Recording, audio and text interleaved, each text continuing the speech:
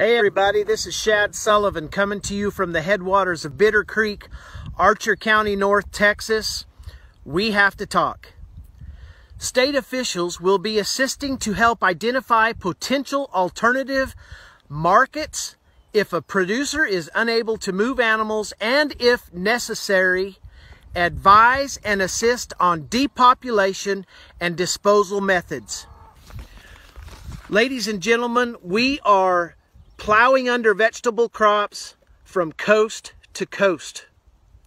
We are euthanizing millions of chickens.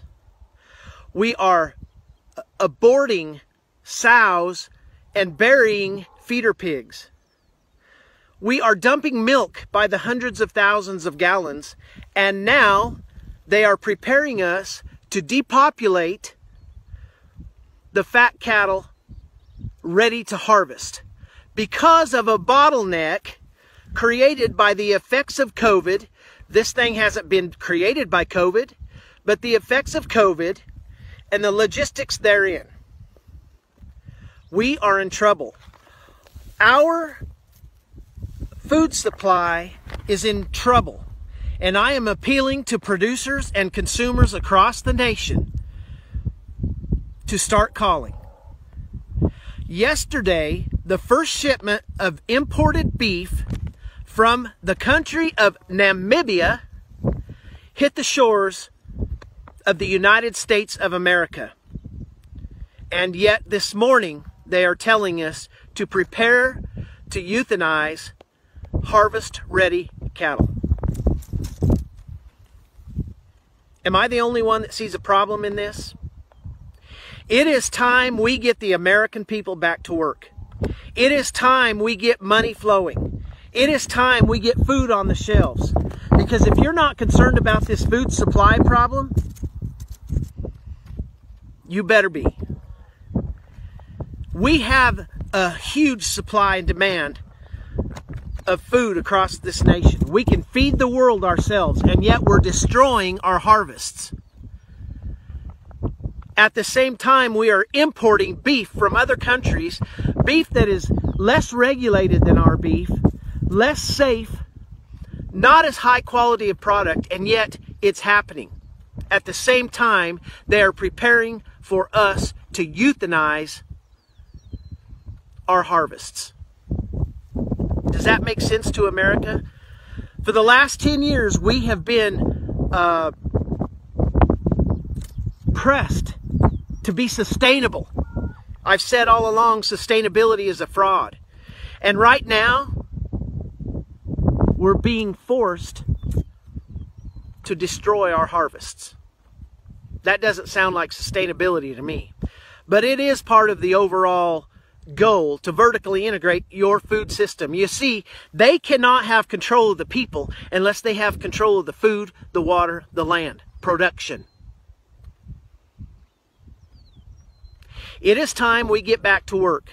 It is time the American people force the government to listen to us. We are of, by, and for the people. This is not Nancy Pelosi's country.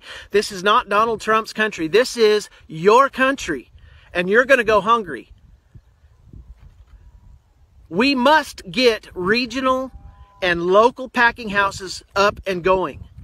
Do we have to have those big packing plants? You bet we do, and they need to be running right now. We need help. You as a consumer are in trouble. My dad told me years ago the best thing that would happen to America is if everybody had to sit in the dark, cold, and hungry, and that would wake them up. Well, I think it's coming. We're in a dangerous position, ladies and gentlemen. We need to get inspectors into these small plants. We need to get better inspectors. We need to get going on this today, not tomorrow, today. You need to be calling your legislators. We need to be opening up the country. Your food supply is in danger. Ranchers are going broke every day. We're doing all we can to stay here. We are in crisis in America. This is a crisis. This is a national crisis. And everybody's just sitting back enjoying their time off, enjoying that $1,200. Not knowing that overnight you're going to go hungry. It's coming. Ladies and gentlemen, we need your help. We need your help today. Everybody, all hands on deck. It's time.